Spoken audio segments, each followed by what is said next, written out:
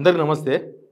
రాష్ట్ర ఆర్థిక పరిస్థితి పైన సెంట్రల్ గవర్నమెంట్ నుంచి ఒక నివేదిక వచ్చింది. ఒక రిపోర్ట్ వచ్చింది. ఆ రిపోర్ట్ చూసిన తర్వాత తెలంగాణ ఎంత డేంజర్ ఉందో అన్న సంకేతాలు కనిపించినాయి. ఏంటి వరుసగా 2 నెలలు ద్రవ్యోల్బణంలో మనం మైనస్ ఉన్నాం. దేశంలో ఇప్పటి వరకు ఏ రాష్ట్రం వరుసగా 2 సార్లు ద్రవ్యోల్బణం అంటే మన కొనుగోలు శక్తి పడిపోవడం, మన దగ్గర డిమాండ్ పడిపోవడం. ఇప్పుడు డిమాండ్ ఉంటేనే కదా వస్తువులకి. ద్రవ్యోల్బణం అనేది ప్లస్ 0 నుంచి ఇంకా ప్లస్, అట్లా ప్లస్ పోతేనేమో వస్తువుల ధరలు పెరిగినట్టు, మైనస్ పోతేనేమో వస్తువుల ధరలు తగ్గినట్టు అర్థం. కానీ వస్తువుల ధరలు ఏం తగ్గలే మన దగ్గర. కానీ వస్తువుల ధరలు తగ్గే సంకేతాలు ఉన్నాయంటే, మైనస్ డిఫ్లేషన్ ఉందంటే కొనుగోలు శక్తి తగ్గింది, డిమాండ్ తగ్గింది. కొనుగోలు లేకపోతే డిమాండ్ ఉండదు. బాగా కొనుగోలు ఎక్కువ ఉన్నప్పుడు, మార్కెట్ మీద జనమంతా పడుతున్నప్పుడు డిమాండ్ ఎక్కువ ఉంటే రేటు పెరుగుతుంది. ఇప్పుడు డిమాండ్ లేదు, రేటు అంతలా ఆగిపోయింది. అసలు ఈ రిపోర్ట్ చూద్దాం ఒకసారి. అంతకన్నా ముందు ఈ వీడియో మీకు నచ్చితే సబ్స్క్రైబ్ చేయండి, వీడియో షేర్ కూడా చేయండి. వరుసగా 2 నెలలు దేశంలో ఇప్పటి వరకు ఏ రాష్ట్రం కూడా వరుసగా 2 నెలలు డిఫ్లేషన్లో లేదు. ఇది ఆర్థిక మాంద్యానికి దారితీస్తుంది. ఆర్థిక మాంద్యం అంటే మీకు తెలుసు కదా, ఏ బిజినెస్ ఉండవు, కొన్నికే పైసలు ఉండవు, పైసలు ఎక్కడక్కడ ఇరుక్కపోతాయి, దేనికి డిమాండ్ ఉండదు, ఉద్యోగాలు ఊడిపోతాయి. ఎందుకంటే బిజినెస్ ఉంటేనే కదా ఉద్యోగాలు ఎట్లొస్తాయి. ఒక ప్రైవేట్ జాబు, ఓ కంపెనీ ఎట్లా నడుస్తుంది, అది లాభాలు ఉంటే నడుస్తుంది. వాళ్ళకే దిగుదీవం లేకపోతే ఉద్యోగాలు ఎక్కడికి వస్తాయి. పెట్టుబడులు రావు, కొత్త పెట్టుబడులు కొత్తగా ఎవరికి వచ్చి కంపెనీ పెడదాం, కొత్త ఒక రియల్ ఎస్టేట్ వెంచర్ వేద్దాం, ఏముండదు. రియల్ ఎస్టేట్ కూడా డమాల్ అన్నది. ముఖ్యంగా గ్రామీణ ప్రాంతాల్లో వెరీ డేంజర్ ఉందంట వాతావరణం. గ్రామీణ ప్రాంతాల్లో ఎక్కువ డేంజర్ ఉంది. నేను చూపించే రిపోర్ట్ చూడండి. జూన్లో మైనస్ 0.93% అంటే జూలై 0.44%. 2014 తర్వాత ఫస్ట్ టైం మనం మైనస్ పోయినాం. అది వరుసగా కంటిన్యూ సెకండ్ మంత్ వచ్చినాం. యాక్చువల్గా ఈ రిపోర్ట్లో డిఫ్లేషన్ 1 మంత్ ఉంటే, డిఫ్లేషన్ 1 మంత్ ఉంటేనే ప్రభుత్వం గందరగోళ పడి గగ్గోలు పడి దాన్ని ఎట్లా కంట్రోల్ చేయాలి, ఎట్లా ముందు పోవాలి, ఈ కొత్తగా ఇప్పుడు ఏం చర్యలు తీసుకోవాలి అనే దాని మీద ప్రభుత్వం చాలా హరీబరీగా చాలా ప్రయత్నాలు చేయాలి. కానీ మన ప్రభుత్వం ఏం లేదు, మంచిగా తడబడేసుకున్నారు, ఏం చేసేది లేదు. అదే వస్తుంది, అదే పోతుంది. అయితే కానీ డిమాండ్ లేకపోతే, కొనుగోలు చేసే వాళ్ళు లేకపోతే, జనం కొనుగోలు చేయకపోతే ఏముంటుంది? మనీ రొటేషన్ ఉంటుందా మార్కెట్లో? మనీ రొటేషనే ఉండదు. గవర్నమెంట్ సంక్షేమ పథకాలన్నా ఫోర్స్లీ కొద్దిగా ఎక్కువ ఇస్తున్నారు. 2000 పెన్షన్ కాకుండా 4000 రూపాయల పెన్షన్ ఇస్తున్నారు. టైంకు రైతు భరోసా ఇస్తున్నారు, టైంకు రుణమాఫీ చేసిండ్రు, టైంకు ఇంకేదో డబ్బులు వస్తున్నాయి అంటేనన్నా కనీసం మార్కెట్లో పైసలు కొద్దిగా గలగలలాడతాయి. ఎవ్వరికి పైసలు వచ్చినా ఎవ్వరు దాబెట్టుకోరు, గుర్తుపెట్టుకోండి. ఎవ్వరికి పైసలు వచ్చినా ఎక్కువ రోజులు దాబెట్టుకోలేరు. ఏవో వారం దాబెట్టుకోగలరు, 2 వారాలు దాబెట్టుకోగలరు, అవసరమైతే 1 నెల దాబెట్టుకోగలరు. మెత్త కింద డబ్బులు దాబెట్టుకొని, లేకపోతే పొగాకు సంచిలో పెట్టుకొని, లేకపోతే పర్సులో పెట్టుకొని, లేకపోతే బ్యాంకులో వేసుకొని, లేకపోతే బట్టల కింద పెట్టుకొని 1 వారం 2 వారాలు కాపాడగలరు. 3వ వారం అవి దేనికో దానికి ఖర్చు పెట్టక తప్పదు. మార్కెట్లోకి పోతాయి అన్నమాట. ఖర్చు పెట్టడం అంటే మార్కెట్లోకి పోవాలి. జనాలకు డబ్బులే రాకపోతే ఏడా ఖర్చు పెడతారు? ఇప్పుడు అదే జరుగుతుంది ఇక్కడ. అది రాకపోవడంతోనే ఇట్లాంటి సమస్య ఉంది. దీని మీద లాస్ట్ మంత్ ఫైనాన్షియల్ సిచ్యువేషన్ ద్వారా రిపోర్ట్ ఇచ్చినప్పుడు కొంతమంది ఆర్థిక శాఖకు సంబంధించిన వాళ్ళు స్పందించారు. ఇది డేంజరు, ఇట్లా ఉండకూడదు, తెలంగాణ ప్రభుత్వం అర్జెంట్గా చర్యలు తీసుకోవాలని. ఎవరు తీసుకోలేదు. యాక్చువల్గా జాతీయ సగటున అంటే అన్ని రాష్ట్రాలు కలిపి సగటున 1.53%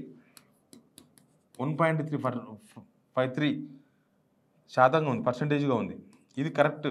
1.5 మనం జాతీయ స్థాయి కన్నా దారుణంగా ఉన్నాం. అంటే వేరే రాష్ట్రాల్లో మంచిగా ఉంది, మన దగ్గరనే ఇట్లా దారుణంగా ఉన్నట్టుగా ఈ మ్యాప్ చూస్తే మనకు అర్థమవుతుంది. యాక్చువల్గా ఇది 2 నుంచి 6% ఉండాలంట. 2 to 6% ఉంటే మంచిది. 2 to 6% ఉంటే మార్కెట్ నిలకడ మీద ఉన్నట్టు. అంటే కొనుగోలు జరుగుతున్నాయి, అమ్మకాలు జరుగుతున్నాయి, డిమాండ్ దగ్గర సప్లై ఉంది, సప్లై దగ్గర డిమాండ్ ఉంది, ఈ రెండింటి దగ్గర కొనుగోళ్ళు ఉన్నాయి. ఇది 2 to 6% లెక్క. కానీ మనం మైనస్ పోయినామే. మైనస్ పోతే కనీసం ఫైనాన్స్ మినిస్టర్ బట్టి విక్రమార్క ఏడునూడో తెలియదు. ఇప్పటిదాకా కనీసం ఇది లాస్ట్ మంత్కి వెళ్ళి కొడుతుంది. ఇది జూన్ది జూలైలో వచ్చింది, జూలైది ఆగస్టులో వచ్చింది రిపోర్టు. అసలు ఇది కనుక వేరే స్టేట్లో జరిగితే ఉన్న ఫలంగా అత్యవసరంగా సీఎం ఉన్నత స్థాయి సమావేశం పెడతాడు, ఫైనాన్స్ మినిస్టర్ అటెండ్ అవుతారు, ఫైనాన్షియల్ నిపుణులను పిలుస్తారు, ప్రతిపక్షాలను పిలుస్తారు, తర్వాత దీనికి సంబంధించిన అందరిని పిలిచి అవసరమైతే ఆర్బీఐ మాజీ గవర్నర్ని పిలుస్తారు, పిలిచి దీన్ని ఎట్లా గట్టెక్కాలి, దీన్ని అర్జెంటుగా మనం బయటపడాలి, ఏం చేయాలి దీనికోసం అని సలహాలు అడుగుతారు. వీళ్ళ సలహాలు అడిగే తోలు లేరు, ప్రభుత్వం అడిగింది మేమెందుకు ఇవ్వాలి సలహాలు అని చెప్పి ఇయ్యరు. ఆ జీతాలు తీసుకున్న సలహాదారులు ఎవరు సలహాలు ఇయ్యరు, జీతాలు మాత్రమే తీసుకుంటారు. ఈ 4,000 రూపాయల పెన్షను, మహాలక్ష్మి కింద 2,500 రూపాయలు, రైతు భరోసా కింద 15,000 రూపాయలు, వ్యవసాయ కూలీలకు 12,000 రూపాయలు, ఇట్లాంటివి ఇస్తే కనీసం కొంచెం మార్కెట్లో డబ్బు గలగలలాడేది. అవేం జరగలేదు. రియల్ ఎస్టేట్ కుదేలు కావడంతోనే, రియల్ ఎస్టేట్ పడిపోవడంతోనే ఈ చిన్న చిన్న వ్యాపారులు వీళ్ళందరూ కూడా దెబ్బతిన్నారు. మార్కెట్లో లేవు. ఒకప్పుడు 10,000 రూపాయలు గిరాకీ అయ్యేది, ఇప్పుడు 4,000, 3,000 రూపాయలు గిరాకీ అవుతుంది షాప్. మరి పెద్ద పెద్ద బిజినెస్ కూడా ఏం నడుస్తలేవు, అన్నీ అట్లే ఉన్నాయి, అన్నీ దారుణంగా దరిద్రంగానే పడిపోయింది. దీనికి ప్రధానమైన కారణాలు ఇవన్నీ చూడు. ఒకటి, ఇది పడిపోతే ఏంటి నష్టం మనకేంది, ఎక్కడ పడిపోతుందో ఎడలేస్తావు మనకేందుకు అనుకున్నారు. కొనుగోలు శక్తి పడిపోతుంది అంటే జనాలు ఏదైనా కొనుగోలు కొందాం అనుకున్న కాడ ఆగిపోతుండ్రు. ఎందుకు అంటే మళ్ళీ డబ్బులు వస్తాయో రావో. తర్వాత ఉద్యోగాలు పోతున్నాయి. ఉద్యోగాలు పోతాయంటే ఆల్రెడీ సాఫ్ట్వేర్ ఉద్యోగాలు చాలా పోతున్నాయి, మామూలు ఉద్యోగాలు కూడా పోయే సిచ్యువేషన్ వస్తుంది ఇంకొక నెల ఇట్లా కంటిన్యూ అయితే. ఇట్లా ఈ ఉద్యోగాలు ఏ కంపెనీ అయినా లాభం వస్తేనే ఉద్యోగాలు పెట్టుకుంటుంది. లాభం ఎందుకు పెట్టుకుంటారు? ఉద్యోగాలు ఊస్ట్, కొత్తగా పెట్టుబడులు ఏమి లేవు. కొనుగోలు శక్తి తగ్గినప్పుడు వ్యాపారాలు పడిపోతాయి. ఆ విషయం గుర్తుపెట్టుకోండి. వ్యాపారాలు పడిపోయినాయంటే దివాలా తీసిన లెక్క మార్కెట్. తర్వాత రియల్ ఎస్టేటు డమాల్ అన్నది. రియల్ ఎస్టేటు ఎక్కడ పుంజుకోలేదు. రియల్ ఎస్టేట్ ఇంకా పచ్చుకుంది. దాన్ని నిద్ర లేపాలని కూడా ప్రభుత్వం అనుకుంటలేదు. ఇంత దెబ్బతిన్న వ్యవస్థలు ఇంత దెబ్బతిన్నా కూడా ప్రభుత్వము ఇప్పటివరకు 20 మంత్స్ అయింది. ఈ 20 మంత్స్లో ఎంతసేపటికి మందు ధరలు పెంచుతామా, మందు షాపులు పెంచుదామా, మందుని ఎక్కువ అమ్మి డబ్బులు వసూలు చేద్దామా, లేకపోతే ఈ మధ్య కొత్తగా స్టార్ట్ చేసినారు ఏంది మన వెహికల్స్ రిజిస్ట్రేషన్ పైన 1%, 2% లైఫ్ ట్యాక్స్ పెంచారు. 1-2% లైఫ్ ట్యాక్స్ పెంచేసారు. ఎందుకు లైఫ్ ట్యాక్స్ పెంచారు అని అంటే డబ్బులు గుంజనికి. అసలు వీళ్ళు పెంచింది ఏమన్నా అప్పుడెప్పుడో ఒక 2 months బ్యాకో 3 months బ్యాకో బండి తీసుకుంటారు, బండో కారో, టీఆర్ నెంబర్ వస్తుంది, లైఫ్ ట్యాక్స్ కట్టేస్తారు అప్పుడే. ఇప్పుడు రిజిస్ట్రేషన్ చేయరంట, దానికి మళ్ళీ ఎక్స్ట్రా 1%, 2% ఎక్స్ట్రా ఉంది కదా, ఆ లైఫ్ ట్యాక్స్ కూడా కట్టాలంట మళ్ళీ. అంటే ఎడుదిరిగి డబ్బులు దొబ్బడమే, ఇంక వేరే మార్గం ఏం లేదు. డబ్బులు దొబ్బడం మార్గంతో ఇవన్నీ. ఇప్పుడు మీరు ఏం సౌకర్యాలు పెంచిరని, లేకపోతే మీరు ఏమి వాళ్ళకు ఉద్ధరించారని చెప్పేసి ఎక్కువ డబ్బులు తీసుకుంటున్నారు. లైఫ్ ట్యాక్స్ ఎందుకు పెంచారు? దేనికోసం? మీరేమైనా గ్రీనరీ పెంచిర్రా? ఏడ మొక్కలు నాటిరు మీరు? గ్రీనరీ ఏడ ఉన్నాయి మీకు? ఇక్కడ ఉన్నాయి. లైఫ్ ట్యాక్స్ ఎందుకు పెంచారు? ఎవరు సమాధానం చెప్తారు? ఇక ఇప్పుడు RRR రీజనల్ రింగ్ రోడ్, మన అవుటర్ రింగ్ రోడ్ ఉంది కదా, ORR లోపల ఉన్న భూముల ధరలు పెంచుతారట. ఎందుకంటే రియల్ ఎస్టేట్ ఏమన్నా ఉంటే ఈయనే జరిగేది, తెలంగాణను కాపాడేది ఇదే. ఈ ధరలు ఎవడన్నా ఇంకా ఇప్పుడు ఇంతకుముందు 2 రిజిస్ట్రేషన్ చేస్తే వచ్చే పైసలు ఇప్పుడు 1 రిజిస్ట్రేషన్ చేసినా రావాలి. ఎందుకంటే రిజిస్ట్రేషన్ తగ్గిపోయినాయి కదా ఆ డబ్బులు.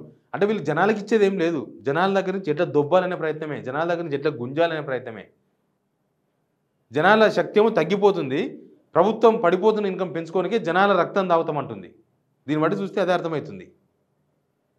ఇంకా వేరే మార్గాలు ఏం లేవు ప్రభుత్వానికి. ప్రభుత్వం ఇప్పటిదాకా ఏ మీటింగ్లు పెట్టలే, ఎవరితో సమాలోచన చేయలే ఇట్లా చేద్దామని. ప్రభుత్వ ఖజానా ఖాళీ అవుతుంటే జనాల దగ్గర నుంచి దుబ్బాలని చూసి, జనాల దగ్గర నుంచి డబ్బులు ఎట్లా గుంజాలి, మనం ఏం ఫీజులతో గుంజాలి, సర్చార్జ్ అని గుంజాలన్నా, ఇంకేమైనా గుంజాలన్నా తప్పితే జనాలకి ఏమైనా ఇద్దామా, మార్కెట్ పుష్టిగా వేద్దామా, మార్కెట్ పచ్చగా ఉంటే ప్రభుత్వానికి 4 పైసలు వస్తాయి, ఆ ఆలోచన లేదు. అది అనుభవం గలవాడు చేస్తాడు ఆ పని. చాలాసార్లు నేను చెప్పిన మీకు, ఇద్దరు అన్నదమ్ములకు ఇద్దరికి కోటి రూపాయలు వంచితే, ₹1 వంచిన ఇద్దరికి ₹1 వంచిర్రు. తెలుగునోడైతే ₹1 10 కోట్లు చేస్తాడు, తెలియనోడైతే ఆ ₹1 10,000 రూపాయలు, ₹10 అప్పుల పాలు అవుతాడు. అనిల్ అంబానీ, ముఖేష్ అంబానీ లాగా అవుతారు. ఇప్పుడు తెలంగాణలో ఏం జరుగుతుందో మీరు కామెంట్ రూపంలో చెప్పండి. Please subscribe signal TV.